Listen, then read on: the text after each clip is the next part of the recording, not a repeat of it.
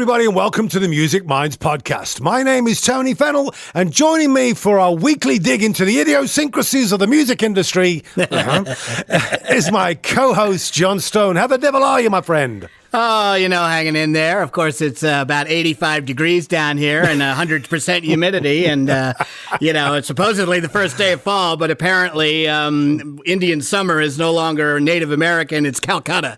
Right. Somebody didn't get the memo. You know what I mean? Somebody did not turn off the heat. Today's show, John, is called If Looks Could Kill. Yeah, I like it. I like it too. Privacy and publicity rights within the entertainment industry are there to protect the ability of a person to control the commercial use of their image and, importantly, to prevent unauthorized usage.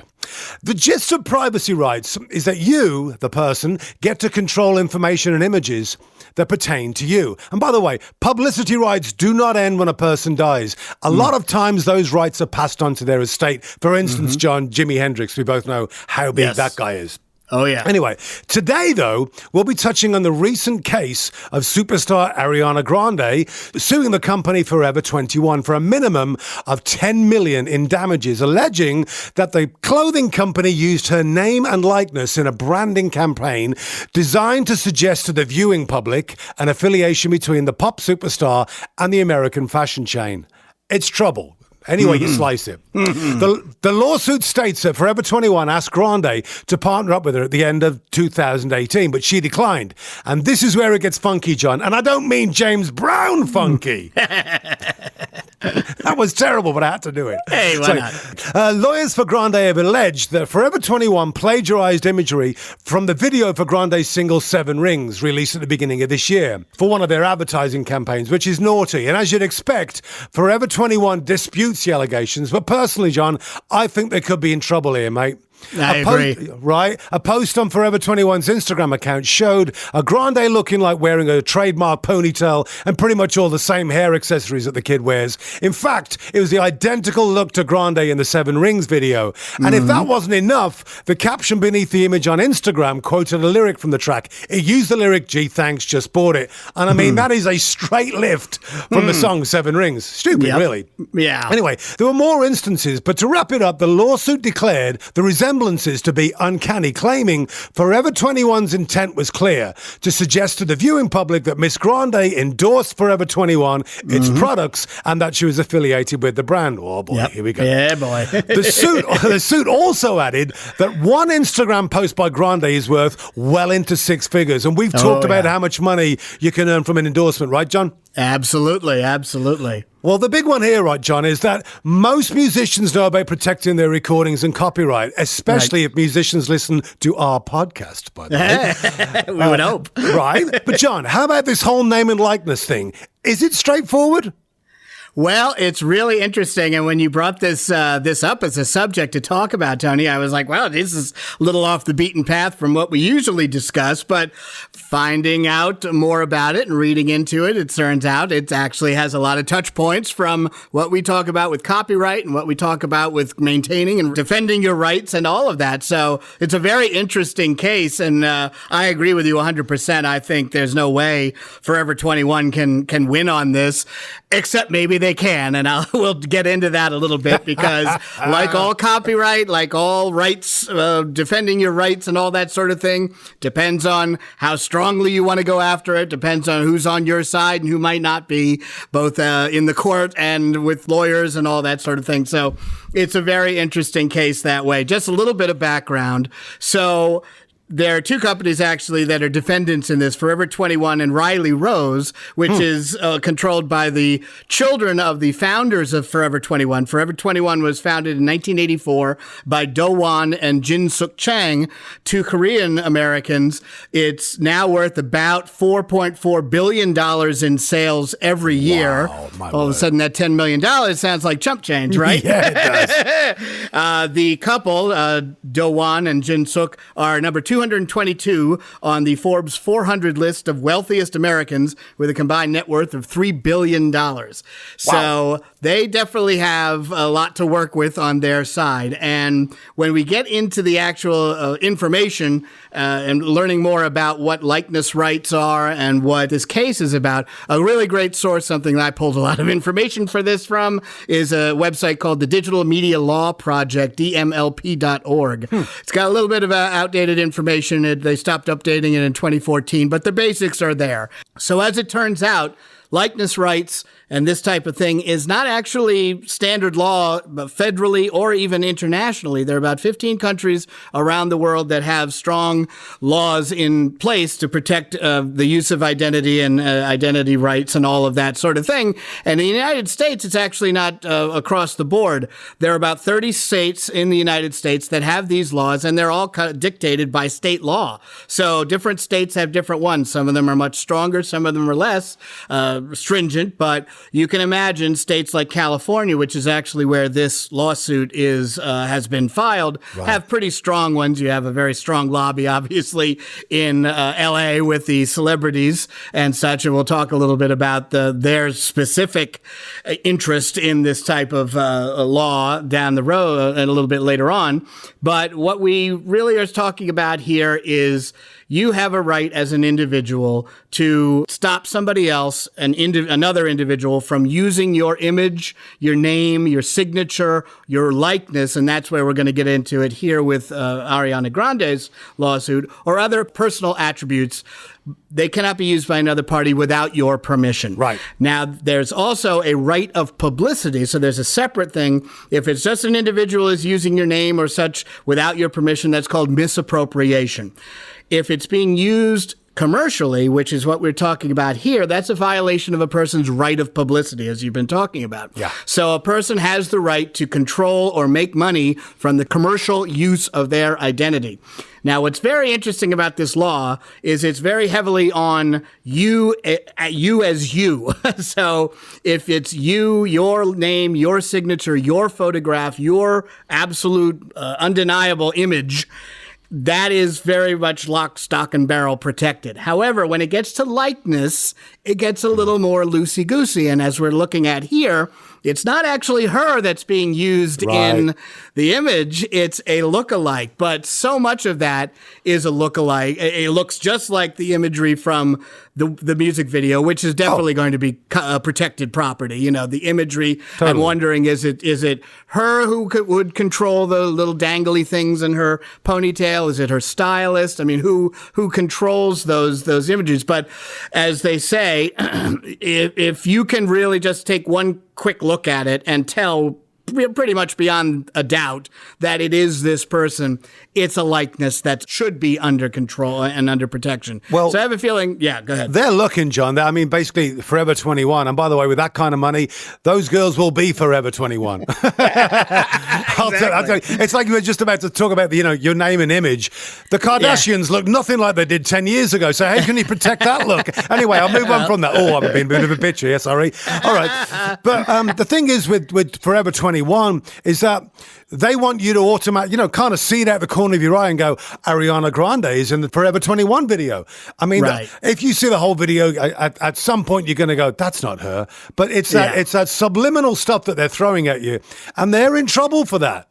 Well, and what's very interesting is originally when they approached Ariana's team, it was right after her song Thank You Next came out. And they pitched to her, said, we'd love to work with you and do what we talked about. Remember in the Payola podcast, Tony, where brands and celebrities and that sort of thing are joining forces, so to speak. So they'd approached her and offered her a deal. She turned it down. You know why? They didn't give her enough money. She was like, nah, that's not worth it. It's not worth my time and energy. So this is really even more nefarious because they already made a request, didn't go through it, and they said, all right, well, let's just get somebody else to look like her, and we'll pretend it's her in the first place. But why would it be in a social media campaign? And as we know, with imagery, Instagram is your number one. I mean, everybody is going to be using Instagram. Well, just turns out Ariana Grande has 163 million Instagram followers.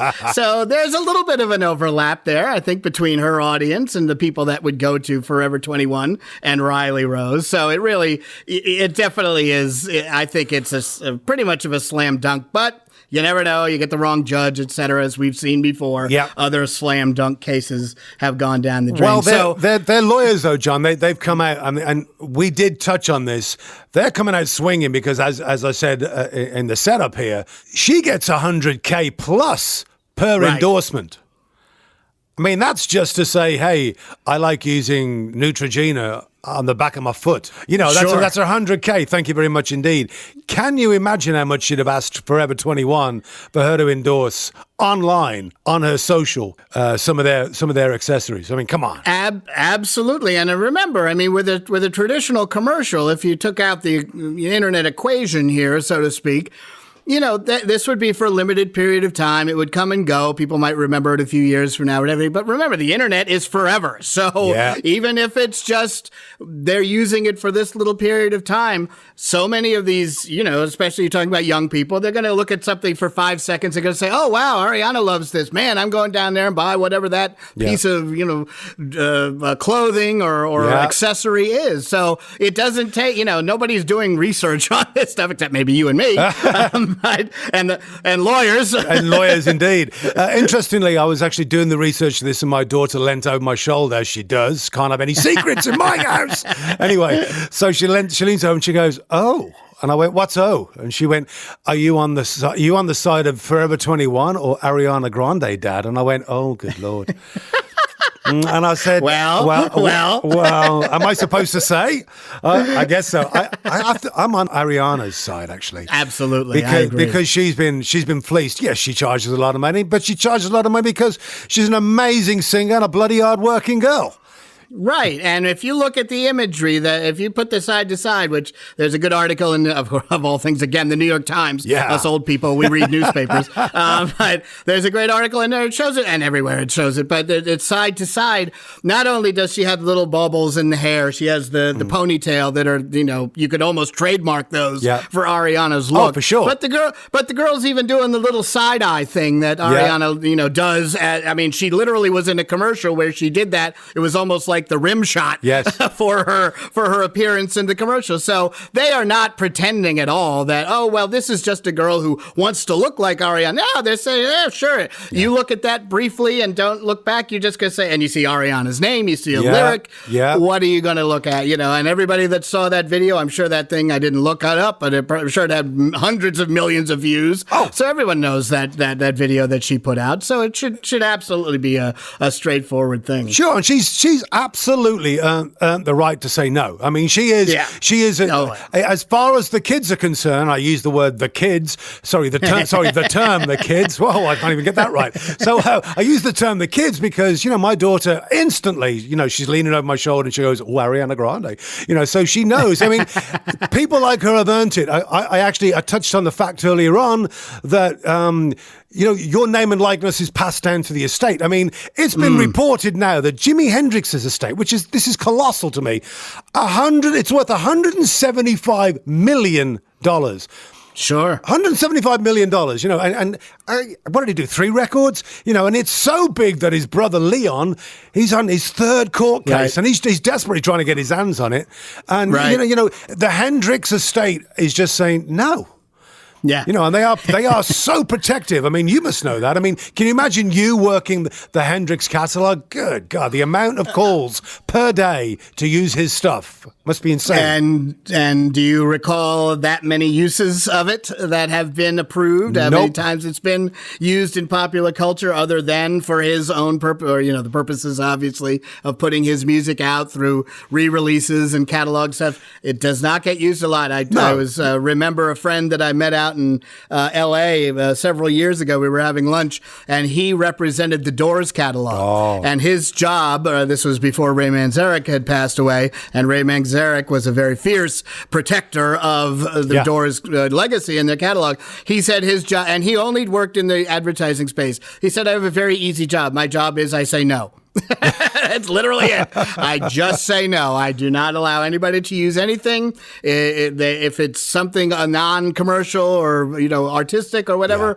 I may pass it along. But 99.99% of the time, it's a no. So that's what the estates are there for, especially when you're dealing with someone so iconic like Jimi Hendrix. For heaven's sake. you just mentioned. Do you ever hear him? When I hear Hendrix, it's movies like Platoon and things like that. All of a sudden, they show Vietnam, and you hear. All of a sudden it's like that iconic riff, Foxy Lane, all of those songs, all of a sudden they come in all along the Watchtower. I didn't even write that song, which is interesting. It's Dylan's song, but you hear that, but it's instant. You are transported to the Vietnam War. You're transported to that time because the song was huge and the soldiers were playing it. I mean, it's literally the only time I ever hear that stuff. Ever. Right. And to your point, you can hear the beginning of All Along the Watchtower, Hendrix's recording of it. Yep. It's like doing a quick glance and seeing somebody that looks exactly like Ariana Grande. Yeah. You hear that track, you know that what you're dealing with, it is instantaneous. And we'll talk a little bit in a moment about other types of likeness or, unique sets of rights that are based upon the uniqueness of a piece of content, one way, whether image or voices or that sort of thing. So just quickly to wrap up a couple things here. So likeness rights extending beyond the date of death. So that also is piecemeal. It's not a global thing. And actually in the United States, of all states, Indiana has the longest period after date of death, which is 100 years after the date of death of a person. Those rights are still in place. Now, mind you, in U.S. copyright law, copyright is only 70 years. So you can look like yourself for 100, but you can only take advantage of your copyright for 70. So do what you can. Now, I just want to go back quickly to what I call the grandmother case of this, where we were talking about the digital world and how somebody's image was taken and used for commercial purposes without their permission. So apparently the first suit of this type when we're talking about digital space was Allison Chang, a teenager from Texas whose parents filed a lawsuit against Virgin Mobile in Australia back in 2007. So apparently Virgin Mobile was advertising a free texting plan and their new mobile phone and such, obviously to teenagers. And they pulled a photo off of, going back to the old days of the internet, Flickr, which was the image board, I guess the precursor to Instagram. Hell yeah. So they pulled a picture of this young lady, and they used it in their advertising. So a friend of hers saw it somehow and sent it along to her, said, "Hey, look, you're on a bus kiosk in Sydney, Australia. You're being used for this purpose." So what had happened was, and we'll have a little laugh here as well, Tony, because this touches on something we've already discussed. Virgin's advertising agency, or maybe they do it themselves there, I don't know, they had obtained the rights, quote unquote, rights to this photograph through a Creative Commons attribution license. Yeah, they did. So what that means is that they supposedly said, well, we can use this photograph as long as we attribute to the photographer that they were the photographer, the creator of this image, etc. However, no one had ever cleared that with Miss Chang and gotten a release from her. So her likeness, they sued over that. Wound up getting thrown out only because the state of Texas did not have jurisdiction over Australia. So they didn't have any ability to really move forward with that. But it really touched on this very interesting concept that you and this is very similar to what we talk about with the copyright of the song, the publishing of the song versus the master recording. Yeah, you may be able to use that photograph, but if you don't have the rights to the subject inside the photograph, you may get busted and somebody will sue you. So in California, all of this is going to be under California Civil Code 3344. So I just want to read that a little bit. to bore everybody to death. Any person who knowingly uses another name, voice, signature, photograph, or likeness, as we've been talking about here, in any manner or in products, merchandise, or goods, or for purposes of advertising or selling or soliciting purchases of products, merchandise, goods, and services. In addition, any action brought under this section, this person who violated the section shall be liable to the injured party or parties in an amount if they use this without the prior consent, and in the case of the minor, their parents can do it. So with Miss Miss Chang back in 2007, her parents put that on. Here, Ariana and her team are doing it. So as we said, and just to put a button on this, I think is a very, very cut and dried case. As long as somebody in the legal, on the judges or in the jury, they understand that a likeness does not literally mean your actual photo. If somebody is trying to pretend that they're you, or somebody is using an image that looks like you clearly but is not you, they can still be held liable for that. So there are some other things, as I was saying before, with likeness rights and other types of rights that are similar to this. So we deal with this in the music industry. Again, you have publishing, the copyright of the song, and the master recording. However, for certain iconic artists, you can also have the estate require a separate fee being paid simply for the use of that particular artist's voice. Wow. So Louis Armstrong, I know this is one. They charge an arm and a leg. Generally, they'll charge the same amount. It's basically you now have to pay 3 fees of equal amount under most favored nations as opposed to 2. Elvis's estate does this, Frank Sinatra's, and Dean Martin's. I'm sure there are others. Those are just 4 that come off the top of the head. So if you want to use the actual Louis Armstrong recording of It's a Wonderful World, you're going to pay a 3rd fee to the estate simply for the right to use that. So this idea of your being, your essence, your voice, your face, your image, your et cetera, it has value and it can be defended if you are willing to defend it and have the right to do that. You can certainly go there. Absolutely. Actually, I'm going to touch on something. You mentioned one of the states that are heavy on this, Indiana. Talking of Gary, Indiana, Michael Jackson, check this out. Since his death, right, 2009, his estate has earned almost $2 billion. $2 billion. Sure. Now, basically, what they've done, and you've absolutely got to hold your hands up and go, impressive. They've successfully rebuilt and enhanced Michael Jackson's image. Now, that's pretty impressive for a guy who had some serious allegations thrown at him before and after his death. I mean, I thought he was done for. $2 billion made since his death in 2009. That is name and likeness going to work right there. Yeah. I mean, absolutely huge. Jerry Garcia, that's going to be another one. I mean, good Lord, Sure. Can you imagine how much that estate has pulled in? Crazy. Sure. Just crazy. Sure.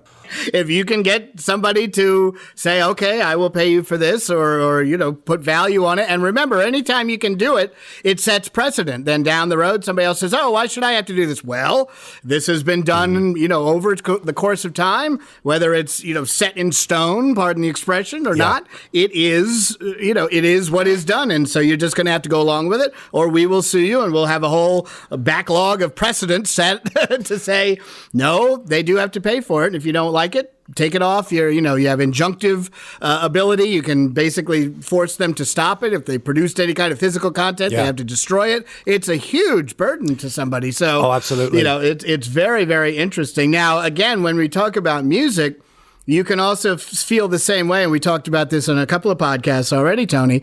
Sound-alikes. Yes. With recordings. So it's not just, and again, God forbid somebody wants to try and sing It's a Wonderful World like Louis Armstrong. Boy, they will be put through the ringer, I'm sure. Pass that guy some sandpaper.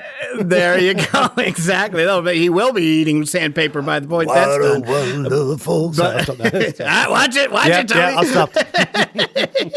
So, but with iconic recordings, and we have a good example. The company I work for, we control a really, really famous song. It's not the original; it's a cover of the original song. But this version is so universal, so to speak, that everyone thinks that the artist who did it wrote it, which is actually not true.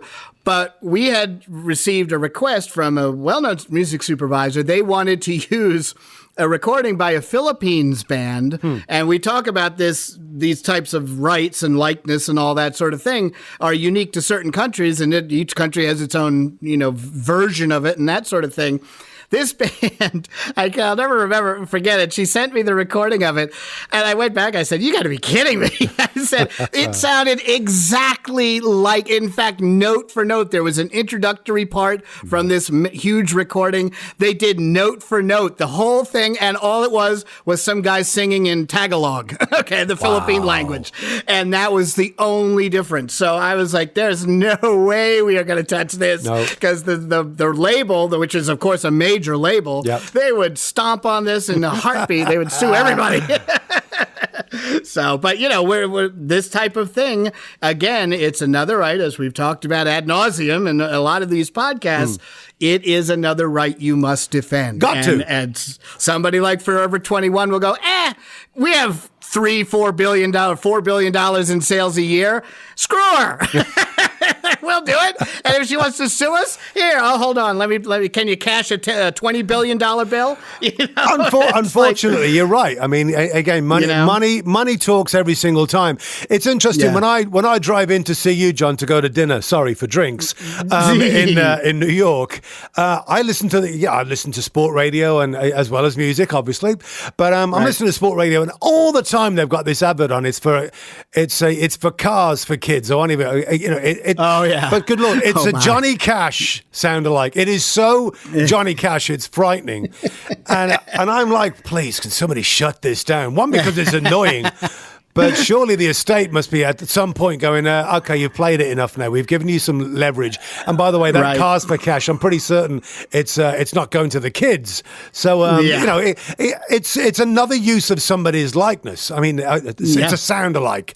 And interestingly enough, John, if we're going to kind of wrap it up here, but I see in Target, I see Prince T-shirts, I see Johnny Cash T-shirts, I see Rolling Stones T-shirts. They're still alive and kicking, but the first two, Prince and Johnny Cash, they're very, very, very, very particular about how they use their name and likeness, and yet they're selling T-shirts in Target. It's fickle. They must have done a massive deal with that company, because I was really shocked. I saw it and I went, really? They're selling Prince merch and Johnny Cash merch in Target? I'm not saying Target's a bad place to be, but it's quite interesting how absolutely staunch they are about certain usages, and yet Target's fine. Yeah, and if it's something like an album cover or something like that, you're never 100% who fully controls those rights.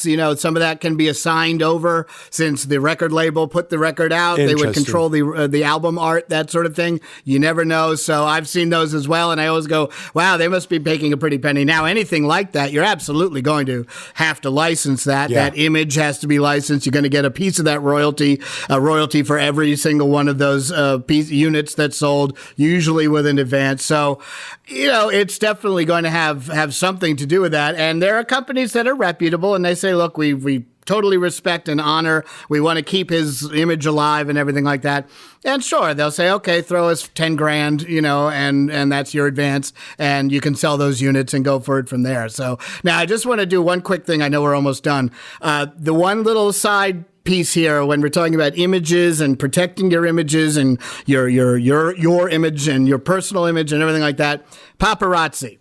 Oh, now, paparazzi, we all know, and as you know, of course, Tony, with Princess Di and all that sort of thing, after that terrible accident that happened, that was, definitely caused in part by the paparazzi that were pursuing her, UK enacted a lot of laws that really put a restriction on what paparazzi can do, whether they can follow you, how they can take your picture, all of that sort of thing. Now in California, they have similar laws, although people say that they're not really well covered. But a photographer, even if they're, a jerk, which most of these people are, they could take your picture, sell that picture to People, to TMZ.com, all of these different outlets, and everyone in this country, of course, and I know in UK as well, are obsessed with celebrities, and they can make money off of that without having to get permission. Why? Because it's protected by the First Amendment, fair use.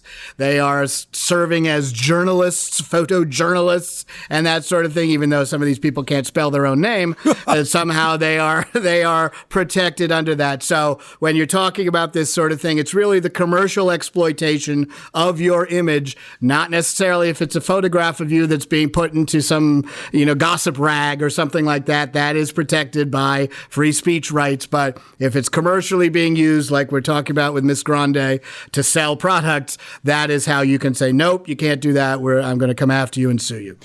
Well, and I don't blame them. Yeah, I do not. Is the short answer, because I think really the biggest takeaway from this whole episode, John, is that yes, you need to worry about recording. Yes, you need to worry about the band name. Yes, you need to worry about your copyright, but you absolutely have to take care of your name and image. Sure. And I think, too, I have to remember back, I'll bring it up next time we talk, Tony. I think there were actually a few cases where a band's logo was altered and used for something else. For some reason, it makes me think of Van Halen, but somebody's, their band logo that they created was like gimmicked up to be used for something else, and they had to do a cease and desist and force somebody down. So it's everything associated with you. If you have a unique look, if you have a great logo, whatever, remember all of that. First of all, just copyright, and if you can, trademark whatever you're able to do, just so you can protect yourself as an artist, as a band, etc. Always make sure everything you do, as soon as you set on stage or record or take photos or anything like that, that stuff is all your brand. Yeah. So you need to protect it. Hey, John, awesome advice as always, mate. Just want to say to everybody out there, thanks for listening today.